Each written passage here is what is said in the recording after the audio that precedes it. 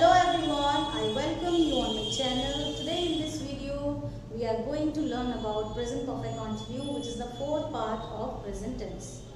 Right, today we will complete our present tense. आज हमारा present tense complete हो जाएगा, चारों पार्ट हमारे present के complete हो जाएंगे और next video में हम past tense की series start करेंगे.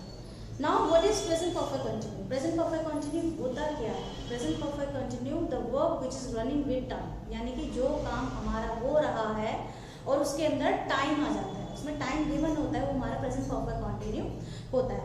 प्रेजेंट कंटिन्यू होता है जिसमें काम हो रहा है, और प्रेजेंट परफेक्ट कंटिन्यू जिसमें काम हो रहा है बट उसमें टाइम गिवन होता है. जैसे कि मैं क्लास ले रहा हूँ, this one is present continue, और मैं 2 घंटे से क्लास ले रहा हूँ, मैं 3 दिन से क्लास ले रहा हूँ, मैं 3 महीने से क्लास ले रहा हूँ, इसमें मेरा टाइम गिवन है. So this one is present perfect continue. अब प्रेजेंट परफेक्ट कंटिन्यू में हम बात करेंगे. देखिए आपको भी पता है कि मैंने बहुत सारी अपनी पुरानी वीडियोस में भी बताया कि हर पार्ट की 6 फॉर्म्स होती हैं, simple, negative, interrogative, interrogative plus negative, double family plus negative. अब प्रेजेंट परफेक्ट कंटिन्यू में क्या होता है, इसमें सिर्फ हमारी 2 ही फॉर्म इंपॉर्टेंट होती है, वही फॉर्म पे हमको काम करना होता है. करने को तो आप 6 फॉर्म्स भी कर सकते हो, आप खुद से बना सकते हो उसको, बट मेन जो रोल प्ले करता है वो हमारी 2 ही फॉर्म रोल प्ले करती है. एक होती है सिंपल जिसमें हमें आंसर करना होता है, और एक होती है डबल फैमिली जिसमें हमें क्वेश्चनिंग करनी होती है. बाकी की फॉर्म्स हमारी इतनी इंपॉर्टेंट नहीं होती हैं, राइट. तो उसमें टाइम वेस्ट करने की बिल्कुल भी ज़रूरत नहीं है, क्योंकि हमको क्या करना होता है कि हर अपनी पूरी ग्रामर में से वही पार्ट्स फिल्टर करने होते हैं जिसका इस्तेमाल हम बोलते हुए या लिखते हुए ज़्यादा करते हैं. जो एक्स्ट्रा से जो पार्ट होते हैं जो बहुत रेयर यूज़ होते हैं या यूज़ होते ही नहीं है, तो उस पर हमें टाइम वेस्ट करने की ज़रूरत नहीं होती है. Now let's get started. So present perfect continue the work which is running with time, जो काम हमारा हो रहा है टाइम के साथ. And here is simple form and this one is double family, यानी कि सिंपल जिसमें हमको हमें जवाब देना है, और डबल फैमिली जिसमें हमें सिर्फ क्वेश्चनिंग करनी है. तो इसका रूल होता है सब्जेक्ट, हैज, हैव, बीन, बी1, ING, object and since for. अब देखिए हैज, हैव हमने प्रेजेंट परफेक्ट में पढ़ा था कि हैज कहाँ लगता है, हैव कहाँ लगता है, हैज सिंगुलर के साथ, हैव प्लूरल के साथ. And been is mandatory used whether it's singular subject और प्लूरल सब्जेक्ट. सो बीन तो हमारा यूज होना ही होना है, that is a part of rule. And next one is बी1 के साथ ING as usual, because it is a present perfect continue, so ING is also has to be used here. So ING हमारा use होगा. Then after object and since for. Now here is the problem where to use since and for. अब देखो since क्या होता है, since हमारा timing के लिए लगता है, फॉर भी हमारा यहाँ टाइमिंग के लिए लगता है. अब सिंस यूज होता है हमारे एग्जैक्ट टाइम के लिए और फॉर यूज होता है हमारा अनएग्जैक्ट टाइम के लिए. अब प्रॉब्लम यही होती है कि बोलते हुए इतना टाइम नहीं होता है कि कहाँ हमें एग्जैक्ट है, कहाँ अनएग्जैक्ट है, ये एग्जैक्ट टाइम है, ये अनएग्जैक्ट टाइम है. तो इस चीज़ में बहुत ज़्यादा टाइम लग जाता है और इसी वजह से हम लोग बोल नहीं पाते हैं, right. So here I have written some few tips. तो मैंने कुछ यहाँ पे कुछ टिप्स लिखे हैं जो बहुत ही यूजफुल है, जिसको देख के आपको बहुत ज़्यादा टाइम भी नहीं लगेगा, और जब एकदम से ये वर्ड हमारे दिमाग में क्लिक होंगे तो आप इसको आराम से यूज़ कर सकते हो. So since is use for the exact timing. And what are the exact timings? 2 o'clock, 6 o'clock, 5 o'clock, 4 o'clock, जो भी हमारा एग्जैक्ट टाइम है उसके लिए हम सिंस लगाएंगे. कहीं भी अगर बात होती है मॉर्निंग की, इवनिंग की, चाइल्डहुड, बचपन की, या 2001, 2002, 2003, 1947, जो भी हम सन की बात करते हैं वहाँ पे भी हमारा सिंस लगेगा. So these are the tips where we use since, right. Next one is for. For is use for the inexact time. Inexact time कौन से होते हैं? जब भी हम मंथ्स की, ईयर्स की, आवर्स की और डेज की बात करते हैं. जैसे कि 2 months, अब 2 months में 2 months, 3 months, 5 months, 6 months, कितने महीने हो सकते हैं. Next is 3 years, 4 years, 7 years, 8 years, जितने भी आपके ईयर्स हों.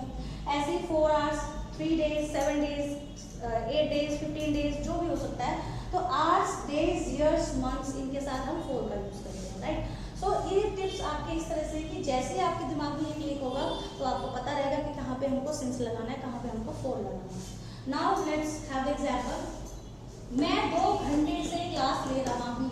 सो I have been taking class for 2 hours. 2 घंटे से टाइमिंग आ गया और वो भी अनएग्जैक्ट टाइमिंग आ गया.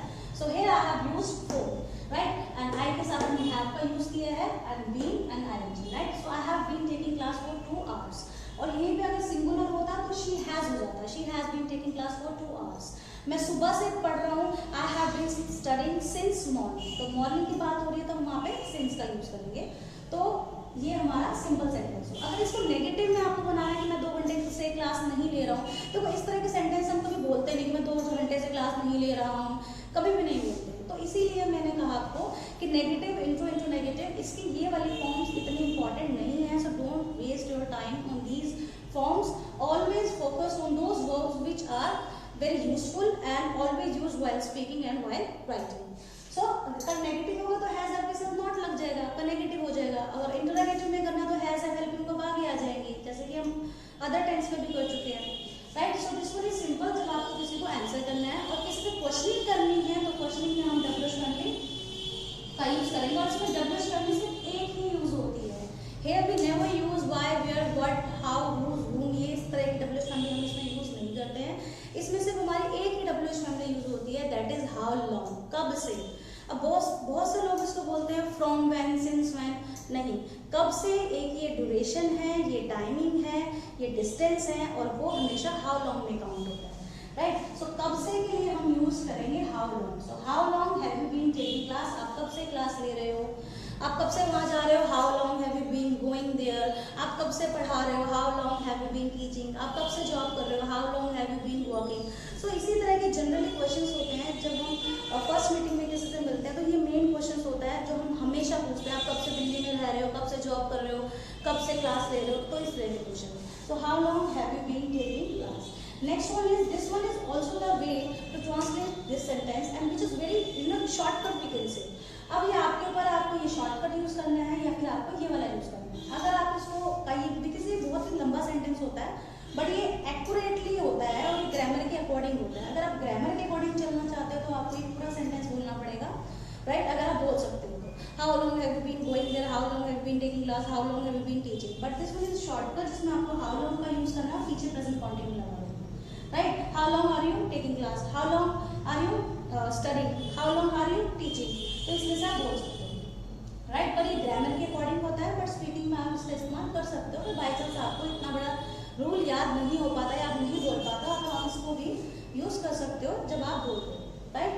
So this one is simple and this one is WH family. ये दो ही फॉर्म हमारे प्रेजेंट परफेक्ट कॉन्टिन्यू में यूज होती हैं जिनका इस्तेमाल आपको करना है, right. Thank you so much. Next video में हम मिलेंगे अपने पास्ट टेंस सीरीज के साथ, जिसमें हम पास्ट इंडेफिनाइट हम अपना फर्स्ट पार्ट स्टार्ट करेंगे.